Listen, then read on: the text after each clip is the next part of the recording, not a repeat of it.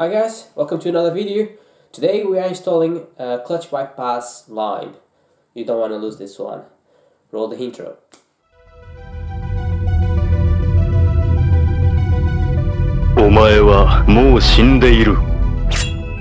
Hi again guys, so today we're gonna install a clutch bypass line. This is a brand new line from Hell. This is courtesy of Mr. Daniel Aries from Dino Days. He offered this one when I bought the Bushes kit. So thank you very much, Dan, for this. Much appreciated, man. So is a line, it's braided, and this basically replaced the damper for the clutch line. I'm not an expert, but from what I could read on the forums, this basically improves the pedal feeling, which makes sense because you're replacing the damper with this line. So what happens is when you press the clutch and then just leave your foot, obviously the clutch will retract to the original position very smoothly, and that's because of the damper action. It's basically making everything smoother on transition. But when you're changing gears, you want to have that pedal feeling and a bit more response from the clutch.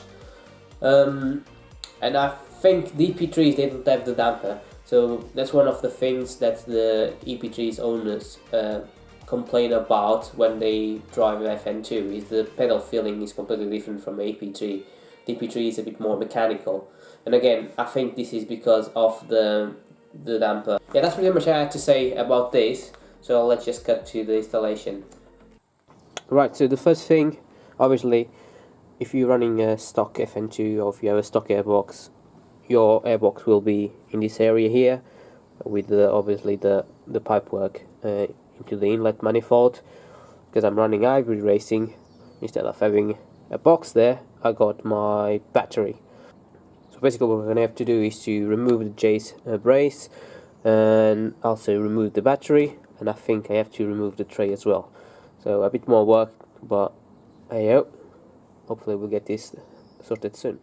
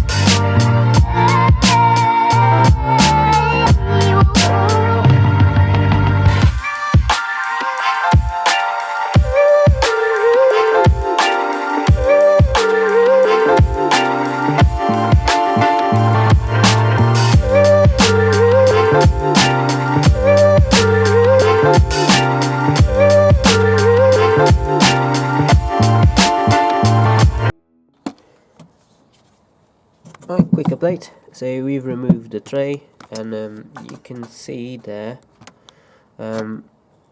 that's the clutch bypass there.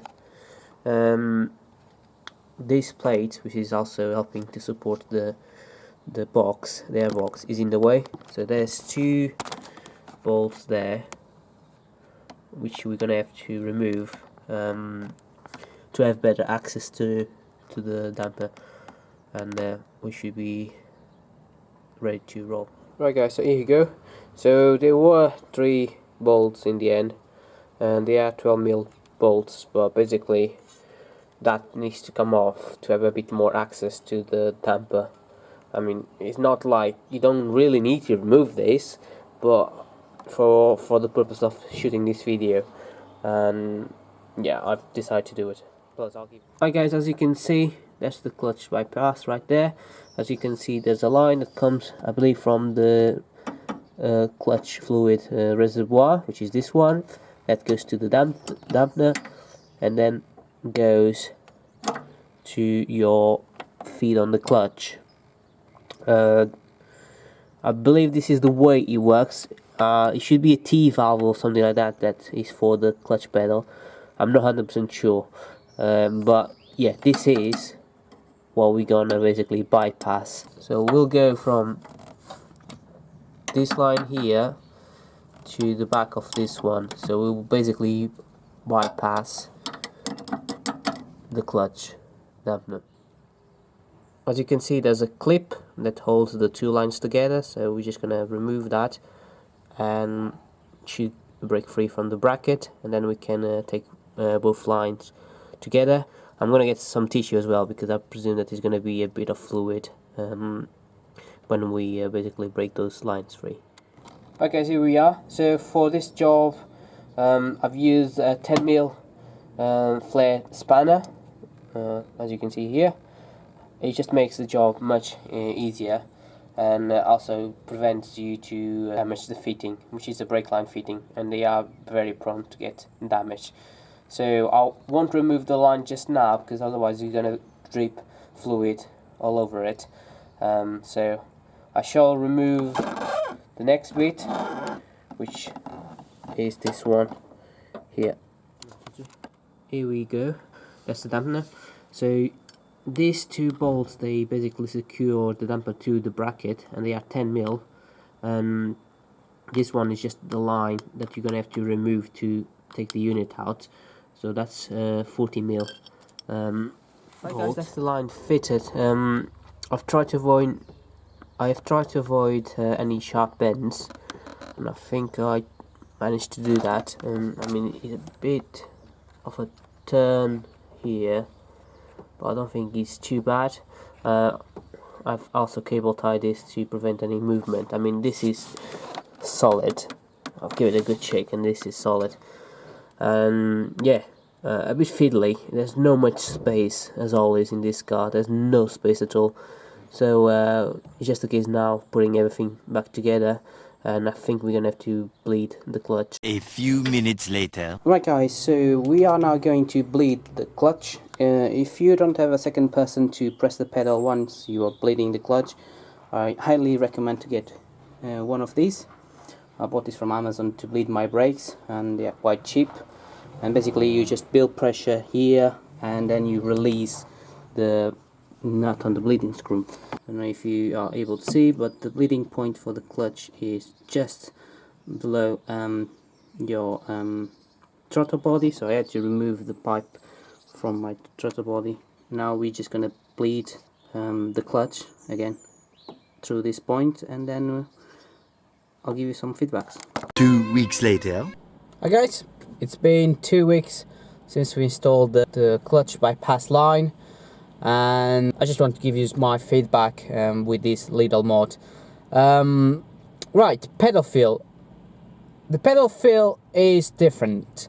It's more, what I should say, direct. So when you press the pedal, there's less pressure that you put on the pedal. When you release the foot from the pedal, it just retracts back much faster. And that's a really nice feeling, especially when you're trying to change gears really fast. I mean, it helps with the gear change, in my opinion. There's a bit of a play, I'll say, like 1.5 inch, 1 inch, that basically is nothing happens there. And I think that was there before, but because we removed the damper, you can feel it a bit more, and that's the only real downside, if that's actually a bad thing, about this mod. Otherwise, I feel that this is a great mod to do. Doesn't take that much time to install it. It's not that expensive. In fact, I will leave in the description below the link for this part, obviously directing to Dyno Days website.